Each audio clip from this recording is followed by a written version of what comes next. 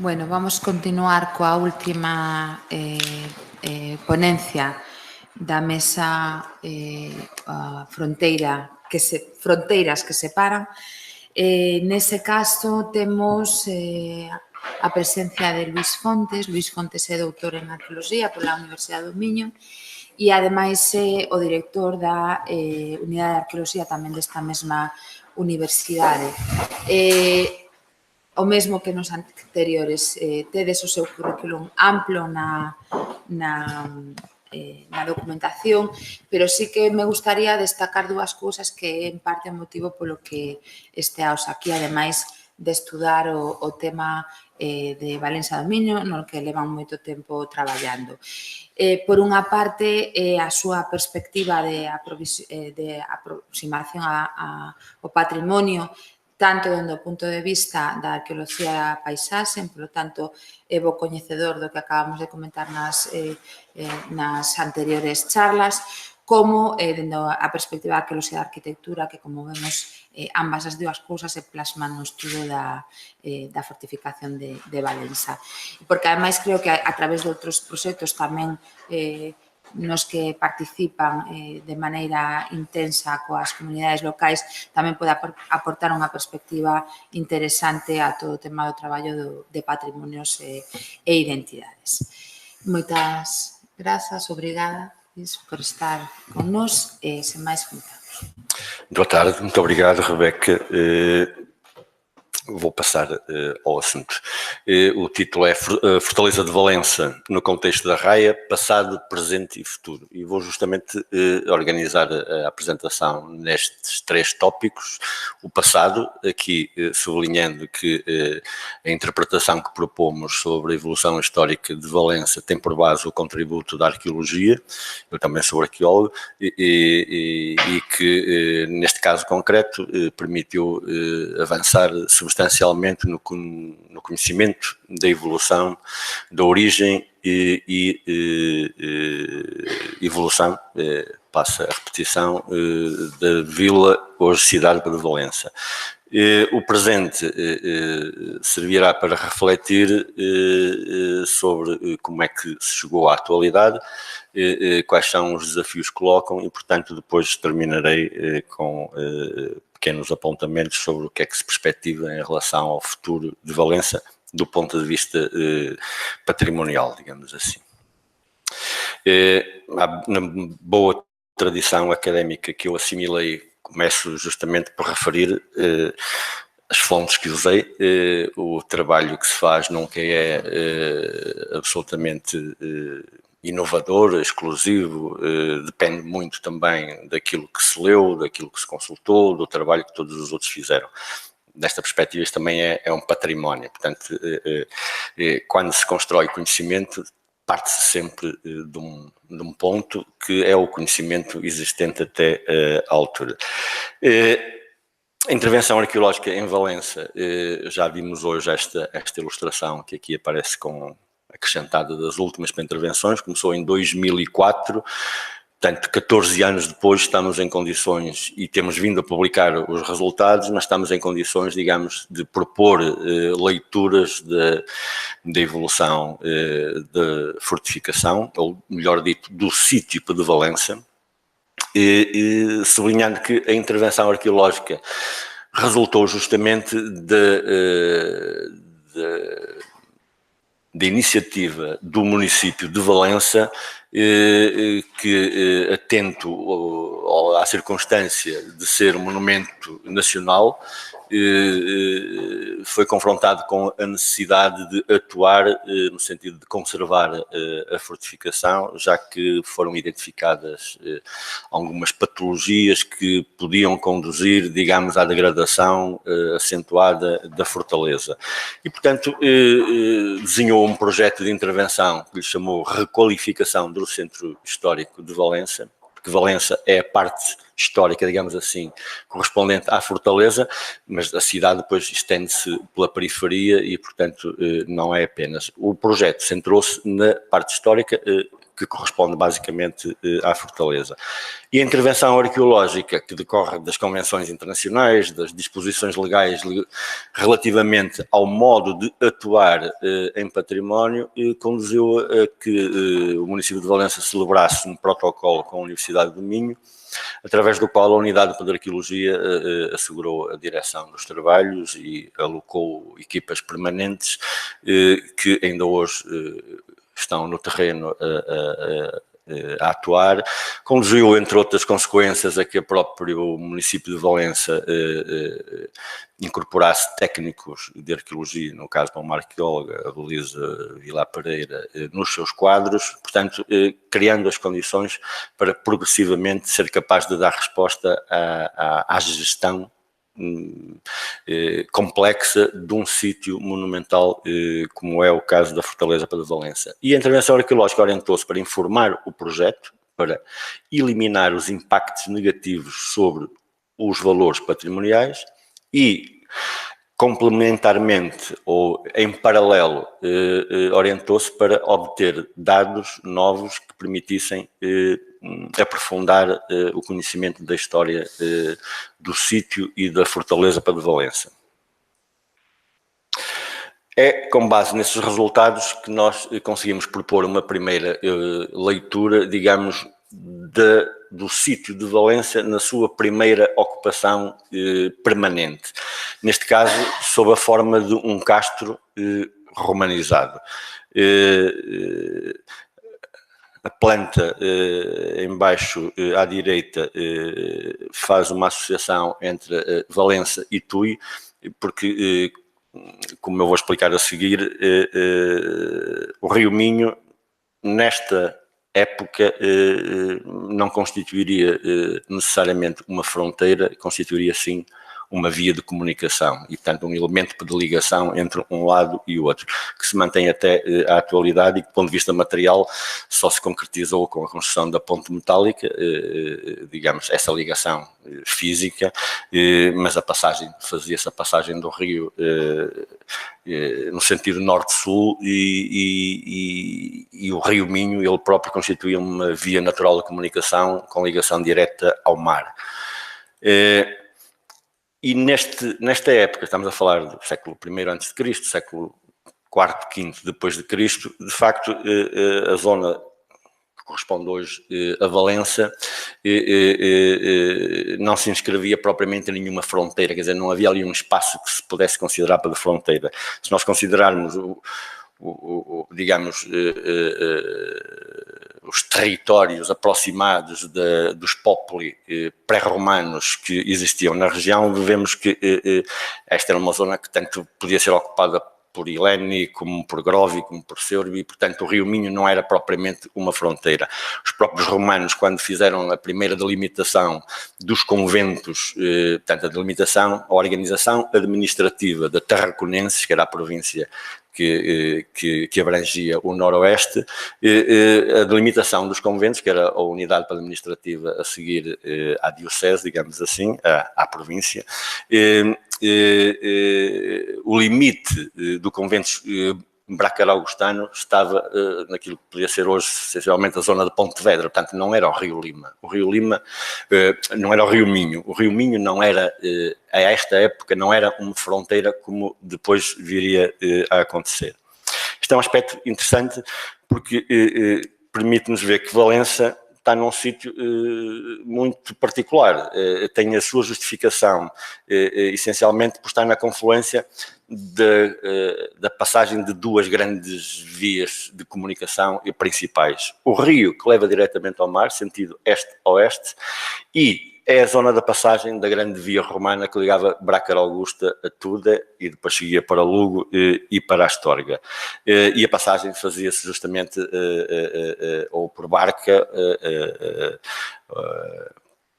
necessariamente, na zona, digamos, que é hoje a Veiga de Arinho, que é por onde passava a via romana. E Valença está justamente aqui. Está justamente no cruzamento da principal via natural de comunicação, foi por onde os romanos marcaram a via romana, e a outra via natural de comunicação, que é o próprio rio. E, portanto, o povoamento percebe-se que se dispersa pelo território e, portanto, Valença já a esta época constituiria um entreposto comercial importante. Portanto, há aqui um aspecto muito interessante do ponto de vista de marcação da paisagem, que é um sítio cuja principal animação resulta da atividade económica. Não é? E, portanto, faz a ligação para o mar, faz a ligação para a terra e, portanto, está num ponto estratégico. Na Idade Média, Valença adquire uma outra configuração. Curiosamente, a muralha, enfim, há uma primeira fundação do Sancho I, que se chamava Contrasta, e depois há uma segunda refundação e ampliação com Afonso III, que muda o nome para Valença. A atual Valença é aquela que Afonso III renomeou, o que é um aspecto interessante do ponto de vista de como é que o sítio permanece e vai mudando, digamos, o nome. A fortaleza medieval ocupou justamente o sítio do antigo castro romanizado, organizando mais uma vez o povoamento e o território em função das duas grandes vias que se mantêm ativa. A via romana manteve-se ativa praticamente até ao século XIX. Não é? Era esse o traçado principal, digamos, da via, daquilo que veio a ser depois o Caminho de Santiago, etc, etc. Não é? E aqui, a fortaleza medieval de Valença inscreve-se naturalmente no processo de visibilização da fronteira e que está associado à emergência do Reino de Portugal e que se pode recuar, enfim, a sua origem ao processo do primeiro rei português, ou Afonso I, ou Afonso Henriques. O que é verdade é que a percepção de Portugal como um território íntegro que era necessário delimitar acontece apenas a partir dos finais do século XII e inícios do século XIII, com Afonso III e com Dom Dinis, que desenham um plano global de delimitação da fronteira através da sua fortificação. Neste caso são as Vilas Novas, que o colega Luís Moreira já referiu, inspiradas, digamos, nas Bastides francesas, que é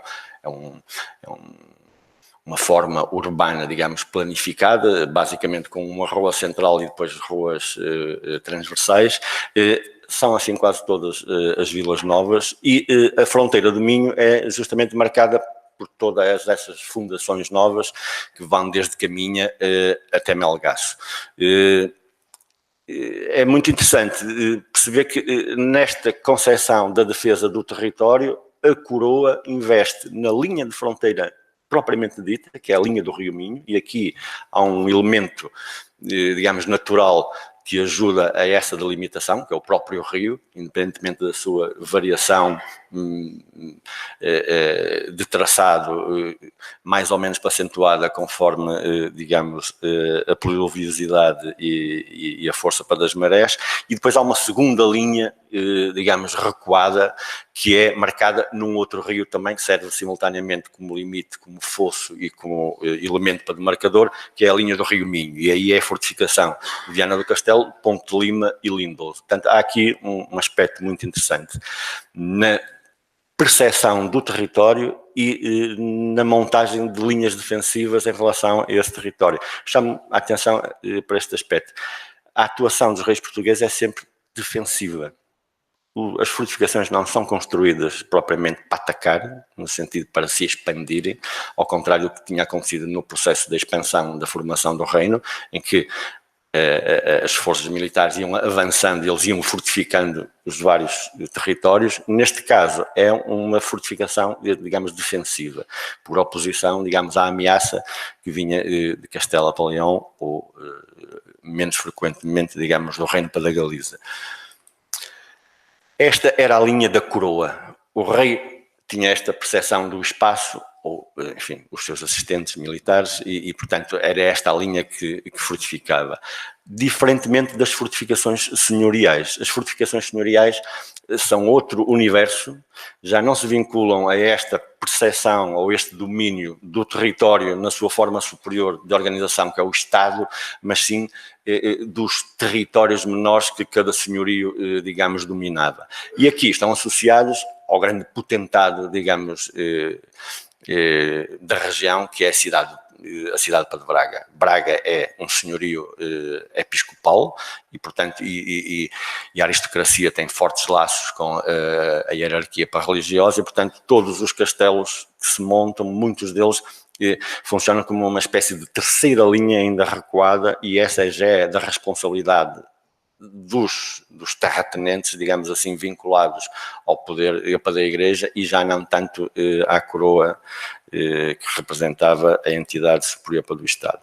É esta fronteira que, nos finais da Idade Média, são estas fortificações que conhecem alguns melhoramentos, sobretudo resultantes da introdução da artilharia, com as troneiras, etc. É este sistema fortificado que Duarte de Armas representa, que desenha, e que já aqui foi mostrado muitas vezes, que tem esta característica muito interessante de fazer a associação entre um lado e o outro, digamos, da fronteira. De facto, a razão principal é a razão, digamos, de defesa, digamos, de identificar quais são as ameaças de um lado e do outro, e que mais tarde, em 1642, enfim, conhece uma elaboração um bocadinho mais colorida, com também já vimos aqui, com a reprodução e agora aguarelada do Brás Teixeira.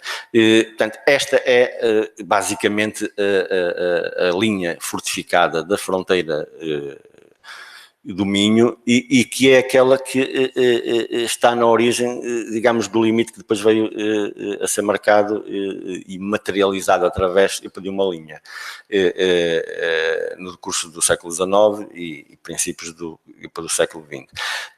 Eu pareceu-me, acho que faz sentido chamar a atenção para que as fortificações, por associação a um elemento natural que é o rio, as fortificações na linha do Minho, na raia úmida, estão literalmente na margem, estão em cima da fronteira. Enquanto que na zona seca, na raia seca, as fronteiras nunca estão em cima, digamos, da linha para a fronteira, estão bastante mais recuadas. E isso é muito curioso, porque é esse espaço entre uma fortificação e outra que acaba por ser a definição da raia. É o espaço intermédio, é um espaço, quer dizer, que tanto está para um lado como pode estar para o outro, e que tem mais expressão na raia seca e menos na raia úmida, que de modo muito mais marcado, muito mais fácil, digamos, aliás, o castelo, a fortaleza para a Lapela está praticamente na água, não é? Está mesmo em cima, digamos, da linha. Caminha e todas as outras também. Valença beneficia de estar no pequeno outeiro, digamos, que está ligeiramente mais proeminente, mas basicamente também está em cima do rio. É o tempo em que, digamos, se estrutura um povoamento, se densifica em relação à época romana, mas também é a dominância do vale, é o tempo em que o território é estruturado a partir das vilas novas, a partir dos mosteiros. Os mosteiros também são sempre doações régias ou de potentados terratenentes, e é sempre um mecanismo de apropriação da terra, de ocupação e de povoamento, sendo que neste caso particular isto é muito interessante, porque a maior parte destas propriedades religiosas a sul do Minho tinham sido oferecidas por Afonso Henriques e depois também pelo Sancho I e mesmo pelo Afonso II à sede de Tui. Todo o território entre o Minho e Lima, que é a comarca de Valença, era administrado pela Diocese de Tui. Este é um aspecto muito interessante, em que o território, do ponto de vista do domínio do poder político-militar, é português, é da coroa. Do ponto de vista da exploração económica, se quisermos dizer, na parte significativa das grandes propriedades fundiárias dos mosteiros, era administrado pela sede de Tui. Só em 1542 é que o Reino de Portugal negocia com a sede de Tui integrar a comarca de Valença na Arquidiocese de Braga, e para isso trocou com a Diocese de Ceuta. Não é? Portanto, a comarca de Valença passou para a Arquidiocese de Braga e Portugal cedeu a Diocese de Ceuta à sede de Tui. Portanto, estão a ver, há aqui uns processos muito interessantes que não têm propriamente tradução na paisagem nem no modelo de organização. Tem tradução num outro património, que é o património partístico, que também já aqui foi falado, que é o românico da Ribeira Minho, do Val do Minho, vincula-se muito, do ponto de vista estilístico, à sede de Tui. Portanto, e aqui já se começa a perceber esta interpenetração em que de repente há uma linha de fronteira política e militarmente muito marcada, muito vincada, e isto é nosso e isso é vosso, e depois ao nível daquilo que é o cotidiano para as pessoas, daquilo que é o suporte, digamos, económico da vida das comunidades, isso aí já não tem grande efeito e, portanto, há trocas entre um lado e o outro. Trocas que se manifestam também aqui na fixação de Valença como o grande ponto de entrada na Galiza para os caminhos de Santiago, não é? Alcobaça, a grande abadia para Alcobaça, em 1240, compra o direito de aportar um barco ao Porto para de Valença, justamente para vir pela costa, subir ao rio e a partir daqui então é que seguia para comerciar o sal, né, que era um produto altamente necessário e rentável, digamos, naquela altura. Nem tanto para o bacalhau, mas o sal é fundamental para a criação de gado, sobretudo para fazer o equilíbrio, digamos, do ponto de vista alimentar das reses, né? E sobretudo para exportar. Quando se exportava gado, e exportava-se muito gado para as Ilhas Britânicas, etc., antes de embarcarem, dava-se sal para os animais para fazer para a retenção de líquidos e, portanto, para não passarem sede durante a viagem. Às vezes o sal serve para coisas que a gente nem imaginava, não é? Valença continua, e este é que é um aspecto bem interessante, as permanências. A permanência Valença continua a ser um lugar absolutamente estratégico, não é?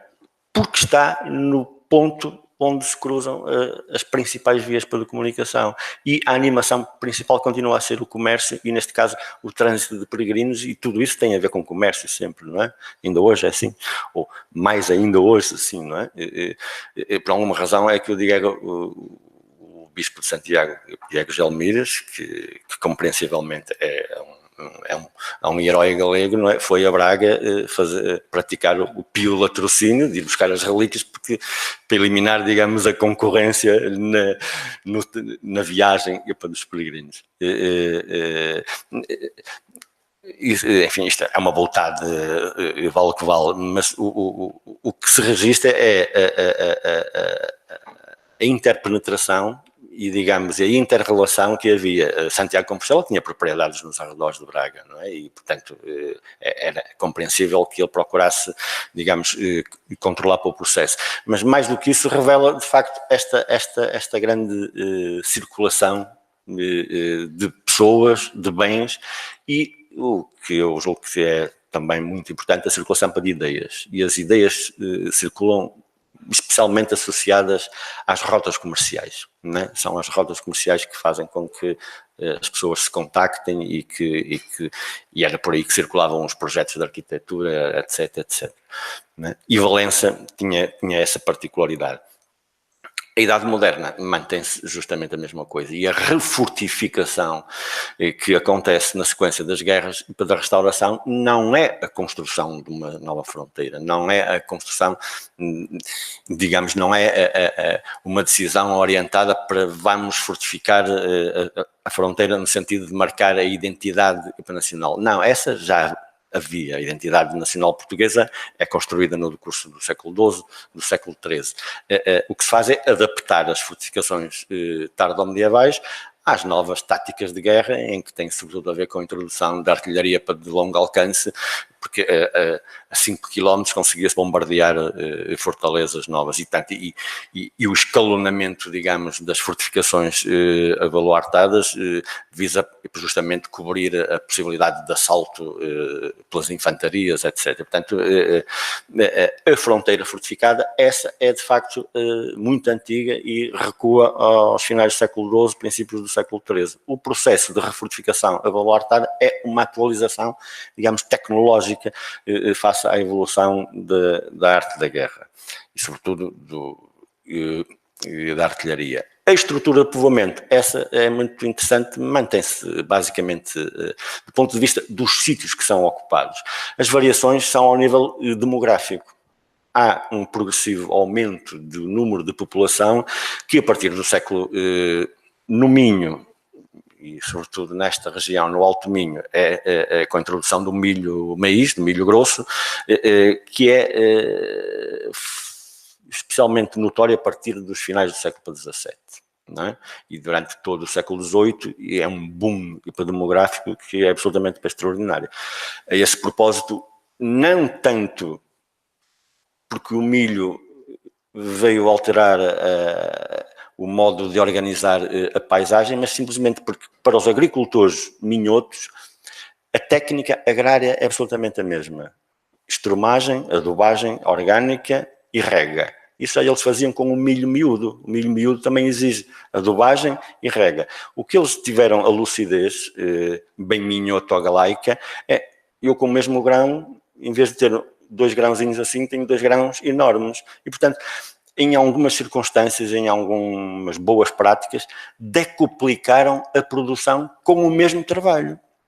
O mesmo trabalho permitiu-lhes decuplicar a produção e, portanto, muito mais farinha, muito mais palha, muitos mais animais. Não é? Portanto, este é um processo muito interessante, que depois coincide com tudo, com a expansão, digamos, ultramarina, com a chegada de recursos em muito maior para a quantidade, que depois vão suportar, digamos, novas construções, novas materialidades, novo património, basicamente, digamos, realizado pelas construções barrocas. Todas as igrejas praticamente são reconstruídas, não é?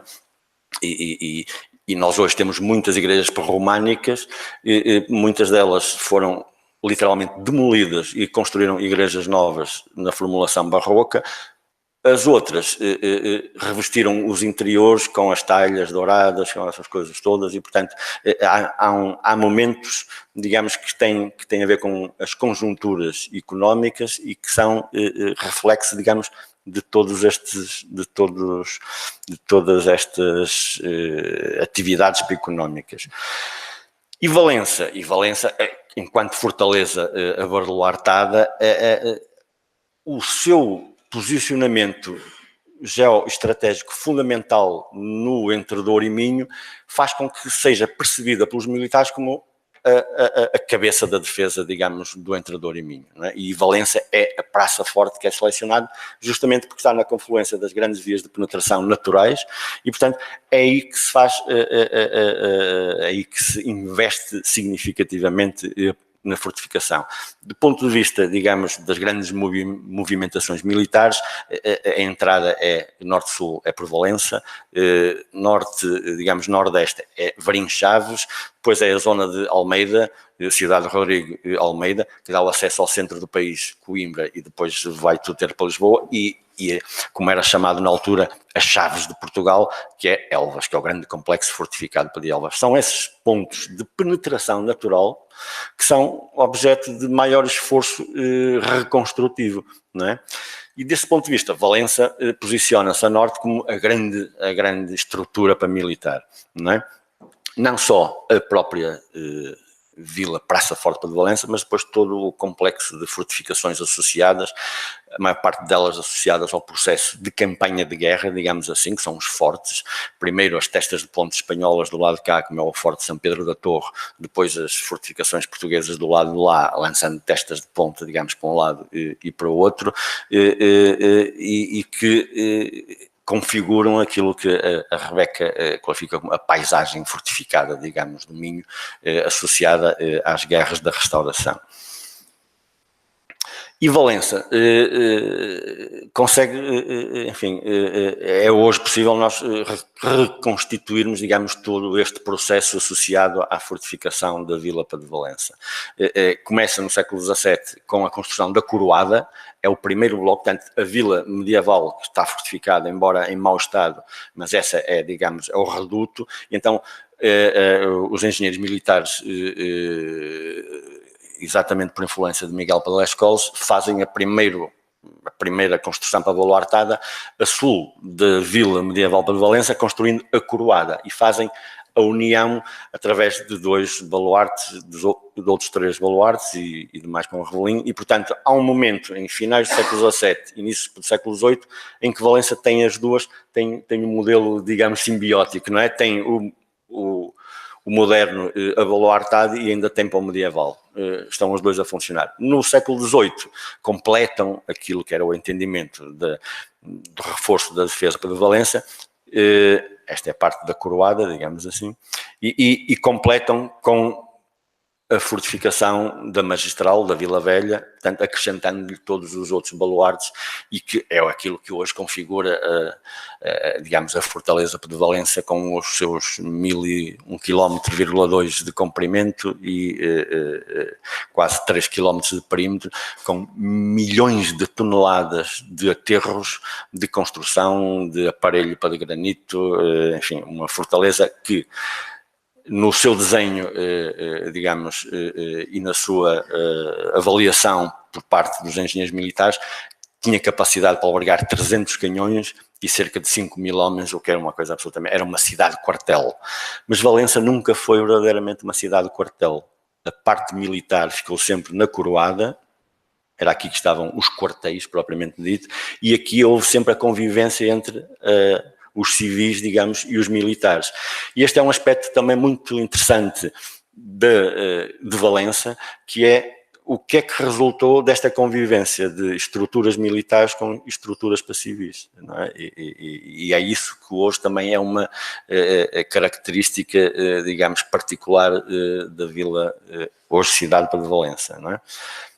Que é esta convivência entre a estrutura urbana de origem medieval e que, na verdade, já tem por base uma fortificação de época romana e, portanto, conduziu, portanto, a este processo que nós hoje conseguimos, digamos, fazer esta leitura. Sendo que aquilo que hoje subsiste são duas pequenas partes da vila medieval, que é as Portas de São Vicente e as mais conhecidas por Portas da Gaviarra e a Porta Afonsina para do Açougue, e da fortaleza medieval praticamente nada mais resta, e da parte pré-romana existe um restinho de uma escada junto à Porta do Açougue e, portanto, tudo o resto está abafado, digamos assim, pela grande estrutura fortificada abaluartada. E hoje Valença é assim, tem a sua zona delimitada, protegida por decreto, lei, digamos assim, foi cruzada lateralmente pela autoestrada, no século XIX a ponte e o caminho de ferro, portanto a fortaleza ficou entalada entre duas novas vias de comunicação, sempre este o elemento estruturador do território, as vias para a comunicação, seja o caminho de ferro, que está praticamente próximo do que era a via romana, seja a nova autoestrada que passou para o outro lado, mas o eixo principal de comunicação entre a Galiza e o norte de Portugal e o Porto, digamos assim, é Valença, passa por Valença sempre, não é? E hoje o que se discute é como gerir este património, como conservá-lo, e isso são quase uma dezena de milhões de euros que o município já tem investido na conservação, digamos, da fortaleza. Só para terem para noção, cortar a erva dos fossos e do glacis e da esplanada custa cerca de 120 mil euros por ano. só para cortar a erva, só para não deixar que cresça a vegetação que muito incomoda a Rebeca no Forte de Goiás. E portanto, tem muitos custos. Valença tem 1,5 milhão de visitantes por ano.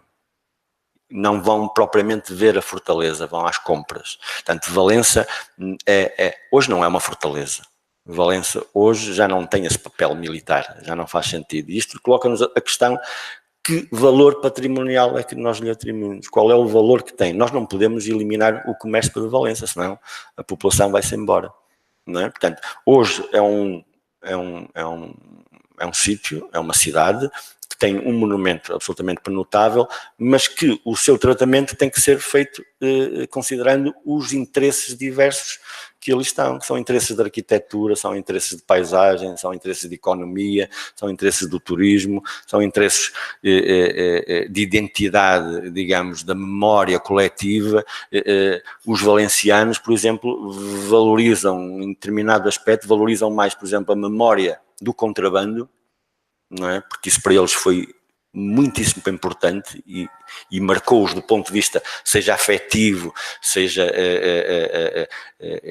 digamos, marcou do ponto de vista das suas vidas pessoais e da capacidade de terem que emigrar ou de não emigrarem, de poderem colocar os filhos a estudar ou de poderem não colocar os filhos a estudar. Portanto, o contrabando do ponto de vista cultural, se quisermos dizer assim, é um elemento que em determinada, se a gente puser numa balança e colocar assim às pessoas, as pessoas escolhem a memória do contrabando e não escolhem a memória da fortaleza, nem das invasões francesas que chegaram a Valença e que destruíram a Porta do Sol. Portanto, essa memória é uma memória histórica que os historiadores constroem e que não é propriamente assimilada pela população. Agora, para conseguirmos isso, tem que se fazer muito mais. Não basta restaurar, não basta conservar, é preciso convocar a população para que ela também tire proveito desta valorização do património. E isso faz através da construção de núcleos museológicos, núcleos interpretativos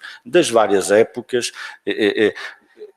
Eu acho que é importante sublinhar este aspecto da função locativa de Valença como polo, como entreposto comercial. Não é por acaso que hoje Valença tem um polo do Politécnico em que é gestão e logística. É muito interessante. Portanto, a história tem aspectos estruturais que se vinculam muito à geografia e vinculam-se muito ao modo como as populações se apropriaram do território e o exploraram.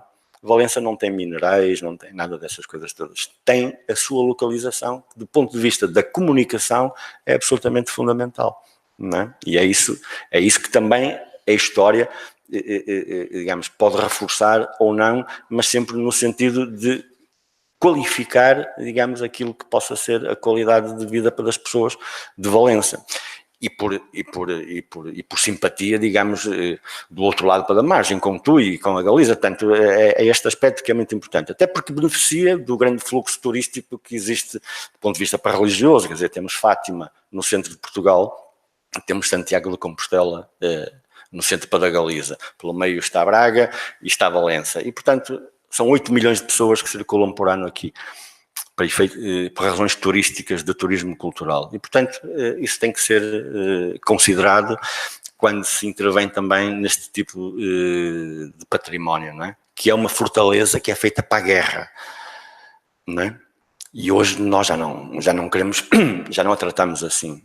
Patrimonializamos um instrumento de guerra para efeitos de paz, de consolidação, de construção e da manutenção da paz.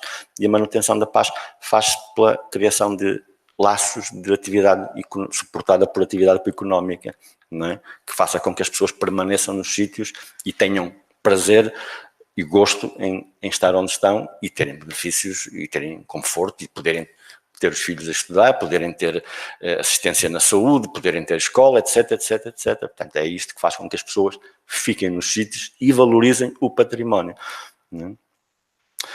Hoje, Valença é o futuro, integra, deste ponto de vista do património e da cultura, portanto, e também da conceptualização de espaço de guerra, espaço de paz, Fronteira, Raia. Valença integra com outras 3 fortalezas, que é Elvas, que já é património da humanidade, Marvão e Almeida, um conjunto, são as 4, são as FAR, Fortalezas Abaluartadas da Raia, que já entraram na lista indicativa portuguesa de património a classificar pela Unesco, e portanto estão a trabalhar no sentido de consolidar, digamos, esse reconhecimento e de a partir daí estimular, isto é um aspecto interessante, que é a proposta é uma candidatura em série, o que quer dizer que são estas 4 que estão a trabalhar e que já estão desde há 10, 15 anos a preparar tudo isto, supõe tudo investigação, investimento, paciência, para conseguir juntos candidatar-se. Sendo em série, permite que outras fortalezas, porque, como veem aqui, tudo isto são fortalezas, digamos, abaluartadas, mas nem todas têm as mesmas condições de excepcionalidade, de conservação, de integridade destas 4 que se propuseram. Mas se o conceito for o conceito de raia e de espaço comum, então podem entrar todas, não é? Agora, tem que trabalhar e tem que investigar e tem que propor essa. E pode também associar-se ao lado para espanhol, porque também tem fortalezas abaluartadas em lista indicativa do lado para espanhol, e portanto pode conseguir-se uma candidatura pan-ibérica, digamos assim, uma candidatura internacional, e seria a primeira vez que se faria uma classificação internacional de um conjunto de bens, ou melhor, de um bem composto por várias coisas de um país e do outro. Isso também é um desafio para os políticos também, porque não é fácil articular as vontades e, digamos, e quebrar esta linha que hoje está marcada fisicamente, mas que do ponto de vista mental ainda existe. Aqui é Portugal e do lado de lá que é a Espanha. E isso também se traduz nas políticas com muita frequência, não é? E esse... 4 minutos, ainda menos. E esse, digamos, é um dos desafios que se coloca. Os objetivos da candidatura, e portanto para o futuro, é preservar e restaurar para os bens, promover a participação informada de todas as partes interessadas, porque um bem a ser classificado e a ser proposto, conservado, valorizado, não interessa só aos historiadores, aos arquitetos, interessa às pessoas todas. Aliás, eu considero que o património, e neste sentido de um bem considerado como património, só é se for reconhecido socialmente. E quanto maior for esse reconhecimento social de todos os níveis, mais sentido faz reivindicar a conservação e a valorização e a promoção do património. Não é? Porque se for o património só de alguns, quando esses alguns deixarem de ter influência, deixa de ser património. Não é? Portanto, esta ideia de conseguir que o património seja de facto a expressão de um coletivo é absolutamente crucial, e para isso é preciso trabalhar muito, desde as escolas até às juntas de freguesia, aos comerciantes, aos industriais, aos políticos, aos professores, quer dizer, têm que estar todos envolvidos para conseguir que isto que hoje reivindicamos ser um património com valor excepcional, justamente seja aceito como tal e, portanto, seja valorizado.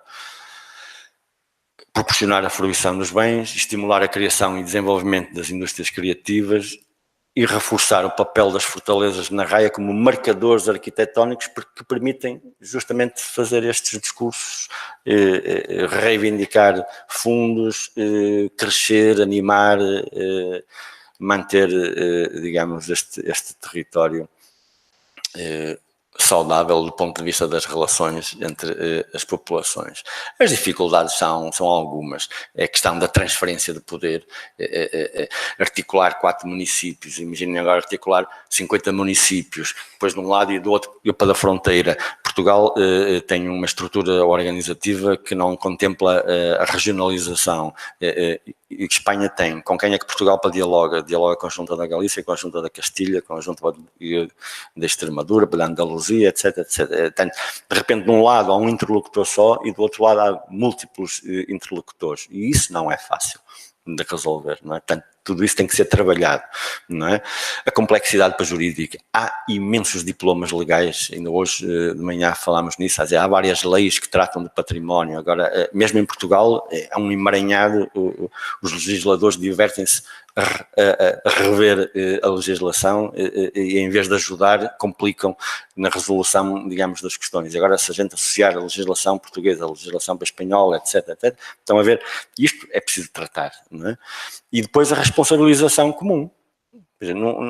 Não é só o município de Valença, o município de Almeida, o município de Elvas, o município de Marvão que têm responsabilidades pela conservação e pela valorização do património. Não é? Se já é nacional, é de todo o Estado, é de todo o país. Se pretende que seja para universal, então é de todos.